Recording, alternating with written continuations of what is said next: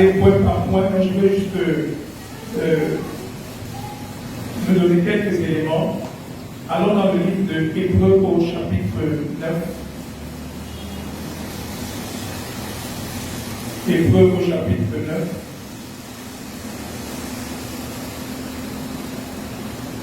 Hébreux au chapitre 9.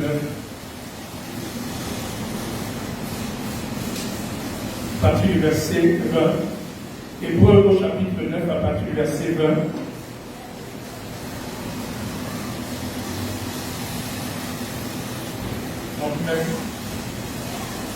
Disons d'abord le verset 20 jusqu'au verset 24.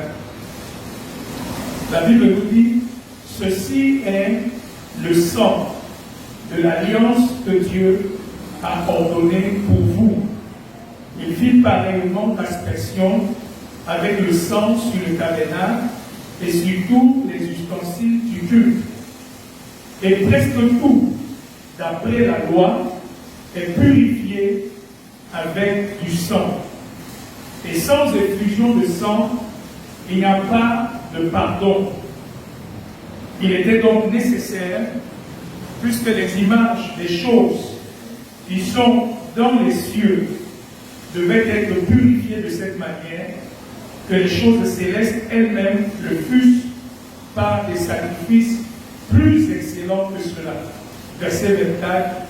Car Christ n'est pas entré dans un sanctuaire fait de main d'homme, à l'imitation du véritable, mais il est entré dans le ciel même, afin de comparaître maintenant pour nous devant la face de Dieu.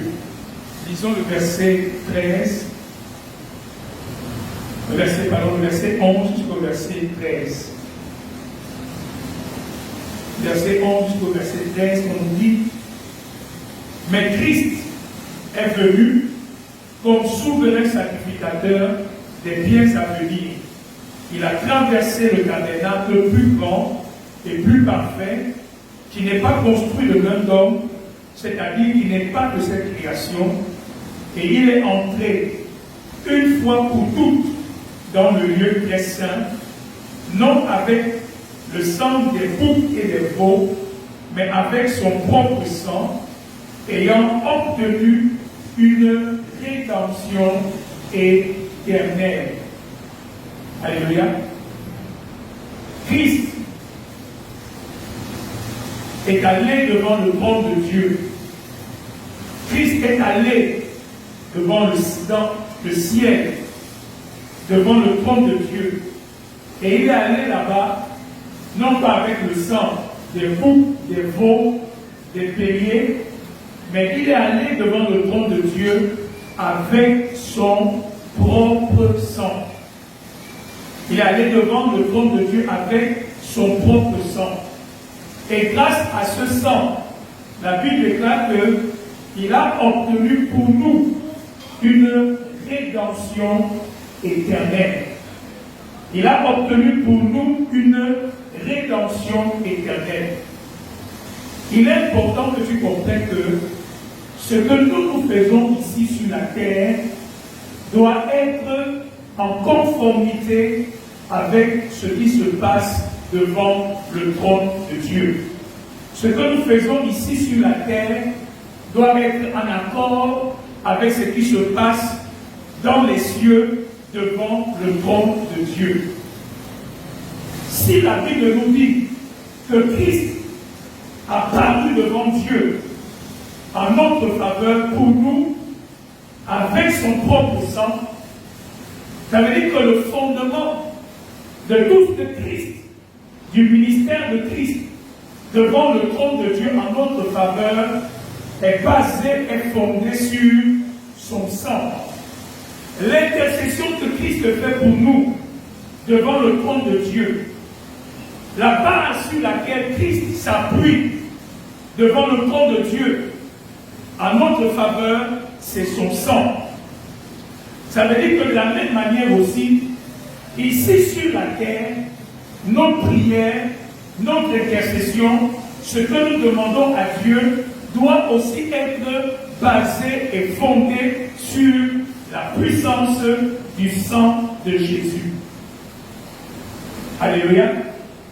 Il faut qu'il y ait une conformité. Et je veux que tu comprennes qu'il n'y a rien qui satisfait le cœur de Dieu en dehors du sang de Jésus. Il n'y a rien qui donne à un homme accès au trône de Dieu, à la grâce de Dieu, en dehors du sang de Jésus. Je veux que tu comprennes l'importance et la place que le sang occupe devant Dieu. Depuis l'Ancien Testament, depuis Genèse, Dieu nous montre l'importance du sang devant lui. Tous les traitements de Dieu avec son peuple dans l'Ancien Testament sont fondés sur le sang. Sont fondés sur le sang. Depuis Genèse, Dieu montre qu'il y a quelque chose qui le satisfait. Il y a quelque chose dont il a besoin pour que sa justice soit comblée et que nous ayons un accès à lui. C'est le sang de Jésus. C'était d'abord le sang des boucs, c'était le sang des béliers, c'était le sang des animaux. Mais quand Christ, l'agneau de Dieu, s'est offert en sacrifice, le sang des boucs, le sang des béliers n'est plus valable. Seul le sang de Jésus devient le fondement de notre intercession. Quelqu'un me suit ce soir. Je sais que tu connais la puissance du sang de Jésus. Mais je veux que tu comprennes vraiment la place et l'importance de cela. La Bible nous montre dans le livre de Hébreux des éléments très importants. On dit que Christ a obtenu pour nous, par son sang, une rédemption éternelle. Pas une rédemption provisoire, mais une rédemption éternelle. On va revenir sur rédemption. Rédemption, ça signifie quoi? Simplement dit, rédemption signifie simplement qu'il y a un prix qui a été payé. Il y a un prix qui a été payé pour ta délivrance. Il y a un prix qui a été payé pour ton rachat. Il y a un prix qui a été payé pour que ta dette soit effacée. Il y a un prix qui a été payé. Il y a un prix qui a été payé. Le sang que Christ verse, la Bible déclare que c'est le prix qui est payé pour notre rachat. Alléluia.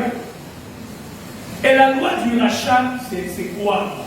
La loi du rachat signifie que quelqu'un doit payer pour qu'une autre personne soit libérée. Quelqu'un doit payer une dette pour que celui qui a pris la dette soit libéré du prix de cette dette. La loi du rachat signifie que quelqu'un doit payer, quelqu'un doit, comment je dis ça, arranger la chose. Tu ne peux pas juste être libéré comme ça. On ne peut pas juste effacer ta dette comme ça. On ne peut pas juste te libérer de l'esclavage comme ça. Pour que tu sois libéré, il y a une dette, il y a un prix qui doit être payé. Il y a un prix qui doit être payé. Il y a un prix qui doit être payé.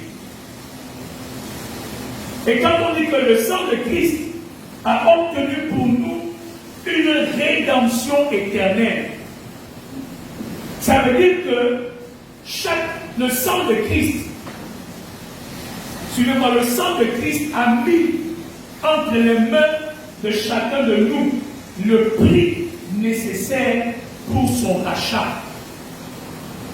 Je prends un exemple.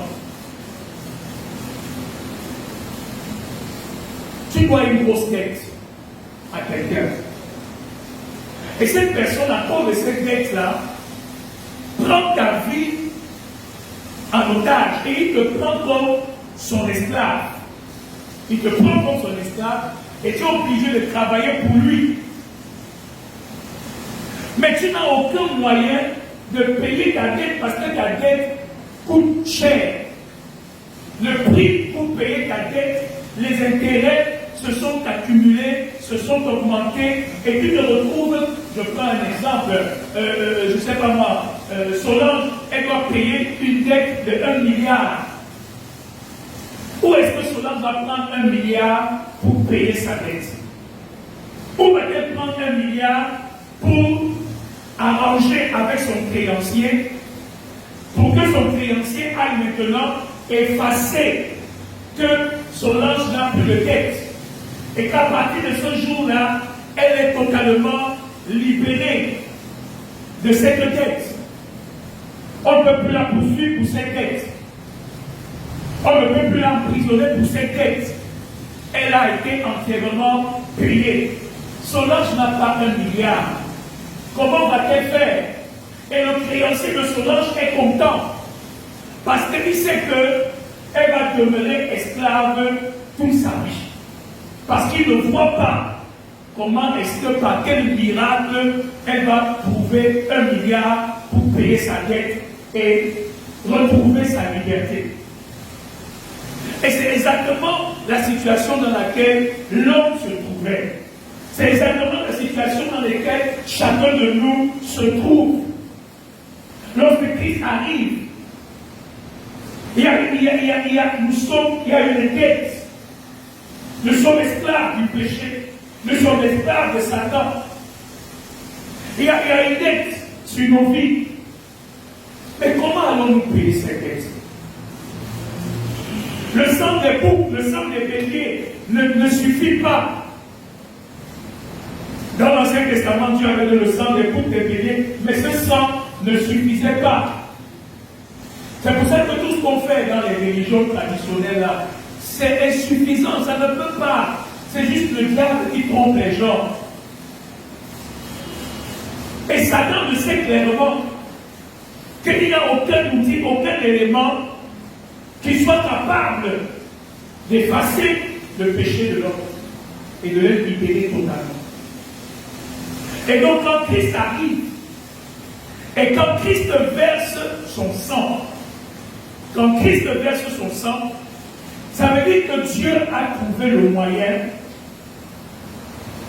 de donner à chaque homme le prix nécessaire pour le rachat de sa vie et pour le pardon de ses péchés. La Bible déclare qu'il y a, sans effusion de sang, il n'y a pas quoi? Il n'y a pas de pardon des péchés. Sans effusion de sang, il n'y a pas de pardon des péchés. Mais quel est ce sang qui était capable d'obtenir, de payer le pardon des péchés de tous les hommes? Le passé, le présent, le futur. Quel est ce sacrifice qui pouvait payer pour le pardon des péchés de l'humanité? Quel est ce sang? Parce que sans effusion de sang, il n'y a pas de pardon. Ça veut dire que s'il y a une effusion de sang, ça veut dire qu'il y a quoi? Il y a eu aussi pardon. Et s'il y a eu pardon, ça veut dire quoi? Ça veut dire que tous les effets et les conséquences du péché ont aussi été réglés par l'effet de ce pardon. Je veux que tu comprennes que tout ce que nous sommes en train de faire doit être fondé sur le sacrifice de Christ à la croix, sur le sang qui a été versé par Christ, sur le prix de ses souffrances, le prix de sa mort, tout cela avec pour objectif que le sang de Christ soit versé. Si Christ prend un corps, Si Christ vient être notre frère dans la même chair que nous, s'il souffre, s'il est sacrifié, l'objectif final, c'est le sang. Il faut le sang. Parce que c'est le sang dont on a besoin. Quand dans l'Ancien Testament, les gens faisaient des sacrifices, ils amenaient des béliers, des bœufs, on les sacrifiait et on prenait le sang. On prenait le sang. Donc, le sang de Christ doit être ce sur quoi nous fondons notre foi. Le sang de Christ et l'œuvre qu'il a accompli doit être la base sur laquelle nous nous appuyons pour expérimenter la puissance de Dieu. Alléluia. Nous ne sommes pas des religieux. Regardez, nous ne sommes pas des religieux qui prient Dieu juste comme ça. Parce que les religieux prient. Donc je n'invoque pas Dieu juste parce que je sais invoquer Dieu. Je ne prie pas Dieu juste parce que je sais prier Dieu. Il y a une différence entre toi et un religieux. C'est que ta prière à toi et ta foi est fondée sur un mécanisme spirituel que Dieu lui-même a établi et mis en place.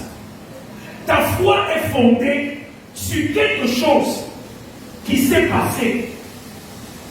Ta foi est fondée sur une transaction spirituelle qui a eu lieu. Cette transaction spirituelle, c'est Dieu qui l'a autorisée. Cette transaction spirituelle, c'est Dieu qui l'a imaginée. C'est Dieu qui l'a instituée. Est-ce que tu me suis ce soir? Cette transaction, c'est Dieu lui-même qui, dans sa sagesse infinie, a trouvé ce mécanisme. Et donc, il n'y a rien qui le satisfait en dehors de ce mécanisme que lui-même il a mis en place. Donc ne pense pas que c'est juste la prière, non. Non, c'est sur quoi se fonde ma prière, sur quoi s'appuie ma prière, sur quelle base je m'attends à être exaucé, sur quelle base je m'attends à vivre l'exaucement de ce que je demande. Écoute, si le sang de Jésus n'a pas payé pour ce que tu demandes, tu perds le temps à le demander. Alléluia. Si le sang de Jésus n'a pas payé pour la chose que tu demandes, ça ne vaut pas la peine de la demander. Mais si le sang de Jésus a payé le prix nécessaire pour ce que tu demandes, alors tu as une assurance dans ton cœur que quand je m'appuie sur le sang de Jésus, quand je m'appuie sur ce que le sang de Jésus a obtenu pour moi, a payé pour moi, alors je viens devant le trône de Dieu avec toute l'assurance. Alléluia. Je viens devant le trône de Dieu avec toute la foi parce que je m'appuie sur le sang de Jésus.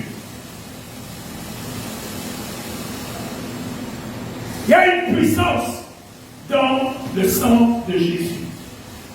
Notre délivrance, notre restauration, notre guérison, notre libération, si nous voulons vraiment entrer dans les bénéfices du salut, nous devons revenir sur ce fondement, sur la compréhension de ce que le sang de Jésus représente pour nous. Alléluia. De ce que Christ représente pour nous.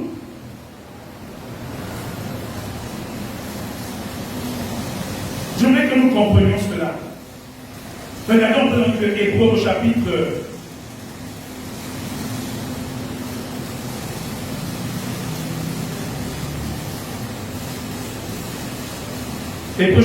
4, verset 14. Hébreux chapitre 4, verset 14. Hébreux chapitre 4, verset 14. Vous y êtes. Hébreux chapitre 4, verset 14. Est-ce qu'il est dit? Une fois et deux. Ainsi, puisque nous avons un souverain sacrificateur qui a traversé les cieux, Jésus, le Fils de Dieu, demeurons fermes dans la foi que nous professons. Il dit, nous avons un souverain sacrificateur qui a fait quoi? Qui a traversé les cieux. En d'autres termes, notre foi et notre assurance par rapport à ce que nous faisons sur la terre est liée à ce qui s'est passé dans les cieux. On nous dit que nous pouvons être fermes dans la foi que nous professons. Pourquoi? Parce que nous avons quelqu'un qui s'appelle Jésus. Et cette personne qui s'appelle Jésus est notre souverain sacrificateur. Et qu'est-ce qu'il a fait? Il a traversé les cieux. Il a traversé les cieux. Il est allé devant le trône de Dieu. Il y a quelque chose que Jésus a fait avec son sang devant le trône de Dieu. Et c'est ce que lui il a fait avec son sang devant le trône de Dieu qui me donne à moi qui prie sur la terre la foi et l'assurance dans ce que je suis en train de déclarer, dans ce que je suis en train de confesser. Je ne confesse pas les choses pour confesser. Je ne déclare pas des choses pour déclarer, parce que la Bible a été déclarée. Mais je déclare parce que j'ai la révélation qu'il y a quelque chose qui s'est passé devant le trône de Dieu avec le sang de Jésus en ma faveur. Donc tu ne peux pas être puissant dans ta prière si tu n'as pas la révélation de ce qui s'est passé quand Christ a traversé les cieux. Pourquoi était-il nécessaire qu'il traverse les cieux? Pourquoi était-il nécessaire qu'il paraisse devant le trône de Dieu? Pourquoi était-il nécessaire qu'il prenne son sang et qu'il aille devant le trône de Dieu avec ce sang? Est-ce que c'est juste un rituel? Est-ce que c'est juste des simples paroles? Qu'est-ce qui s'est passé? Pourquoi est-ce que c'est nécessaire que Christ aille devant le trône de Dieu avec son sang? Il faut que je comprenne qu'est-ce qui s'est passé. Il faut que je sache quelle est la transaction qu'il y a eu. Parce que le secret, la Bible déclare que c'est cette transaction-là qui s'est passée au travers du sang de Jésus, qui me donne à moi une pleine autorité, qui me donne à moi une rédemption éternelle. Ce qui s'est passé devant le trône de Dieu avec le sang de Jésus me donne à moi une rédemption éternelle. Un prix a été payé. Un prix a été payé. Un prix a été payé. Un prix a été payé. Quand je prie, en sachant qu'un prix a été payé, oh, je ne prie pas comme un homme qui hésite, je ne prie pas comme un homme qui tente, je ne prie pas comme un homme qui essaye. Si je sais qu'il y a un prix qui a été payé, il y a un prix qui a été payé. Alléluia. Je peux dire à Satan qu'il y a un prix qui a été payé. Je peux appeler à Satan qu'il y a un prix qui a été payé. Je peux appeler aux histoires qui dérangent ma vie qu'il y a un prix qui a été payé. C'est la rédemption éternelle que j'ai obtenue par le sang de Jésus. Il n'y a rien. Ce n'est pas ta religion qui te libère. Ce n'est pas ton français dans la prière qui te libère. Mais si je sais qu'il y a un prix qui a été payé, le sang a été payé, le sang a été payé, le sang a été payé. Écoute, la prochaine fois que tu rencontres ton créancier et que tu sais que par derrière, il y a un homme riche qui a fait un chèque à ton créancier, à sa banque, et que le chèque est déjà passé et que la dette a été payée, la prochaine fois que tu rencontres ton créancier, qu'est-ce que tu lui dis? La prochaine fois que tu rencontres ton créancier, comment tu discutes avec lui? La prochaine fois que tu rencontres ton créancier, quel est le langage que tu racontes avec lui? Quel est ton langage? Pourquoi? Parce que je sais qu'il y a un prix qui a été déjà payé. Quelqu'un me suit ce soir. Il y a un prix qui a été déjà payé. Regardez encore dans Hébreux 6, verset 19 à 20. Hébreux 6, verset 19 à 20. Hébreux 6, verset 19 à 20. Qu'est-ce qu'il dit? Il dit cette espérance, nous faisons quoi? Nous la possédons. Comment? Comme une encre de l'âme, sûre et solide. Elle fait quoi? Elle pénètre au-delà du voile. Où? Comme précurseur, et a été fait souverain sacrificateur pour toujours selon nos mais c'est des conduits que nous avons une espérance. Alléluia. Nous avons une assurance. Nous avons une espérance. Nous avons une assurance. Nous possédons cette espérance comme une encre de l'âme. C'est-à-dire que c'est quelque chose sur laquelle nous nous appuyons, sur laquelle nous sommes fondés. Et nous n'allons pas être bousculés, on ne sera pas chancelant, on ne sera pas troublé, parce que nous possédons cette espérance comme une encre de l'âme. Alléluia. Et il dit que cette espérance, elle fait quoi? Elle pénètre au-delà du voile. Là où Jésus est entré pour nous. Alléluia. Il parle de quel voile? C'est l'image de l'Ancien Testament. Vous savez que entre le ciel et les lieux célestes, il y a un voile. D'accord? Ce voile, je vais dire pour nous, c'est ce que nous voyons, c'est le ciel. Et on ne voit pas ce qui est au-delà des nuages, n'est-ce pas? Alléluia. Mais on dit que Jésus est entré pour nous au-delà du voile.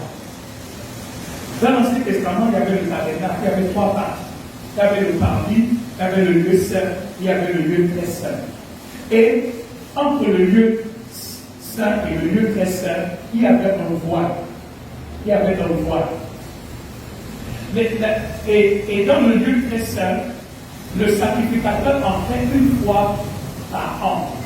Et quand il entrait dans le lieu très saint, le sacrificateur allait avec deux choses.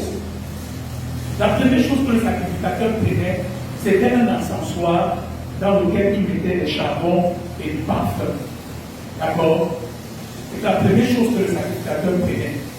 Et quand il entrait, la première chose qu'il faisait, il balançait cet encensoir.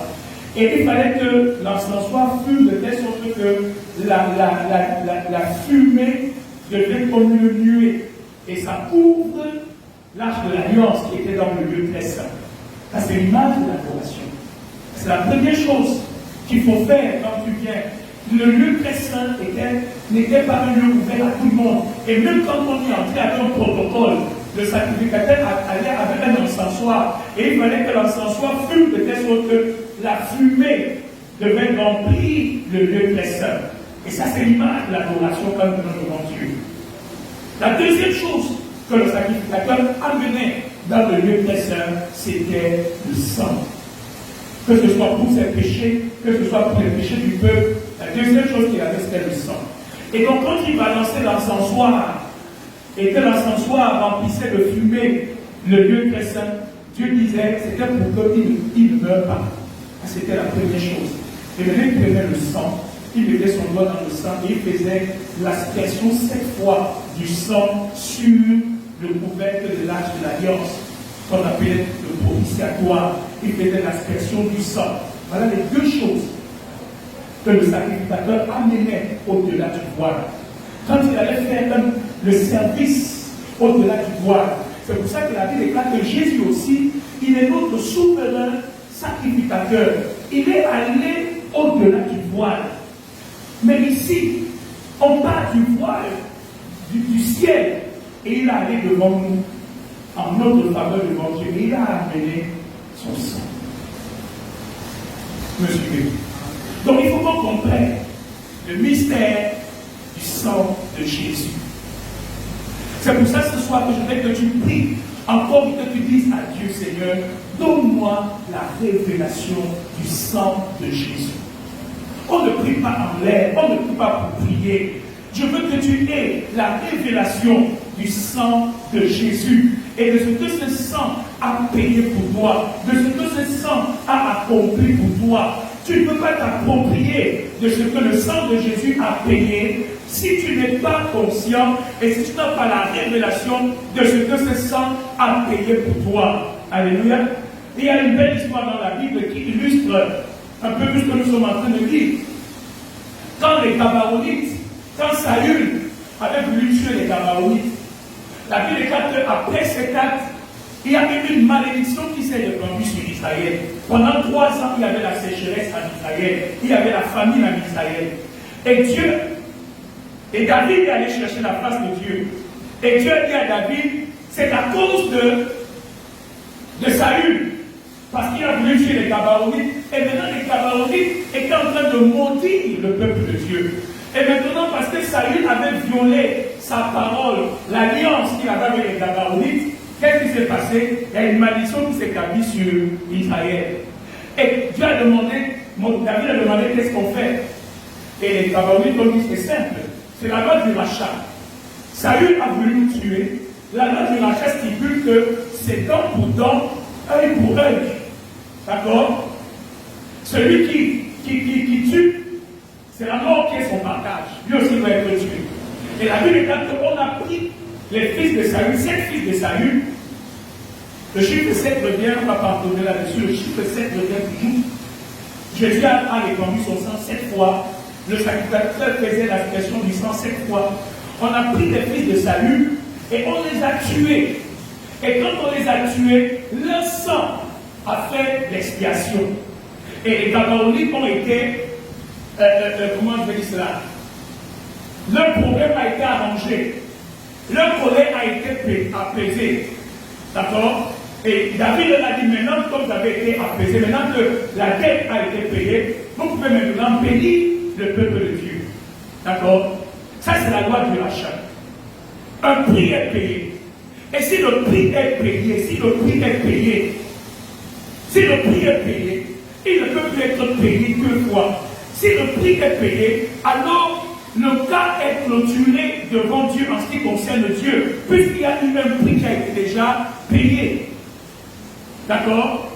Il y avait la famine en Israël, il y avait la malédiction en Israël, il y avait la sécheresse en Israël. Pourquoi? Parce qu'il y avait un prix qui n'était pas payé, il y avait une dette qui réclamait quelque chose à Israël. Il y avait des paroles qui réclamaient quelque chose à Israël. Et le ciel a été fermé. Mais à partir du moment où le prix a été payé et que les fils de Saül qui étaient coupables ont été sacrifiés, le sang a coulé. À partir de ce moment, la dette était payée et expiée. Et donc le ciel ne pouvait plus et ne devait plus rester fermé sur Israël.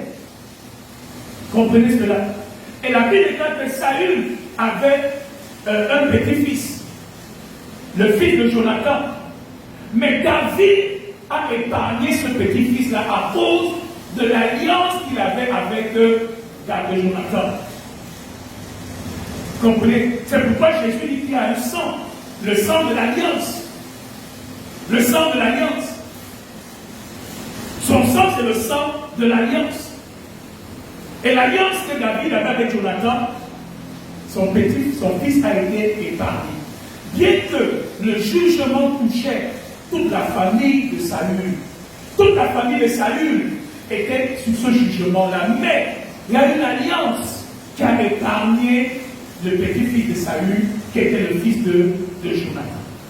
Je voudrais ce soir, on va faire juste quelques sujets, parce que vous ne pouvez pas prier simplement, mais je veux vraiment que quand nous prions, que nous comprenions que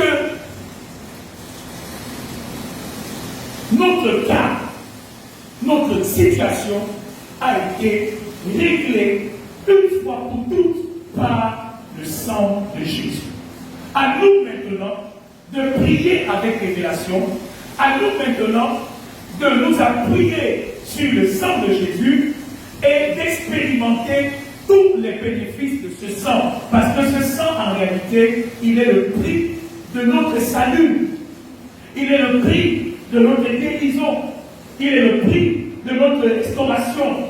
Il est le prix de notre délivrance des malédictions, des chaînes de Satan, de l'esclavage du péché. Tous les dégâts et les désordres, tous les jugements du péché, tous toutes les conséquences négatives du péché, que ce soit nos péchés familiaux, les péchés de nos pères, le sang de Jésus nous offre le prix nécessaire pour régler ces choses une fois pour toutes. Et donc nous devons apprendre à prier en nous appuyant sur le sang de Jésus, en plaignant le sang de Jésus. Ce ne sont pas tes arguments, ce ne sont pas tes paroles, c'est le sang de Jésus qui fait expiation. Alléluia. Donc le premier sujet que nous avons levé nous voir ce soir, on va dire simplement à Dieu. Dis Seigneur, je voudrais ce soir encore plaider le sang de Jésus. Je sais qu'il n'y a rien en dehors du sang de Jésus. Tu peux effacer mes péchés. Tu peux effacer les péchés de ma famille, les péchés de ma maison, les péchés de ma lignée familiale, maternelle, paternelle. Quel que soit, Seigneur, le mal, l'iniquité qui se trouve dans les fondations de ma vie, quel que soit, Seigneur, la dette, le péché, la réclamation qui est dans les fondements de ma vie ce soir, lève la voix pour dire, Papa, je plaide, j'invoque, j'implore le sang de Jésus, afin que, Seigneur, toute iniquité dans ma fondation familiale, toute iniquité dans les fondements de ma vie, Papa, ce soir, soit effacée par le sang de Jésus. Élève ta voix et prie ce soir. Élève ta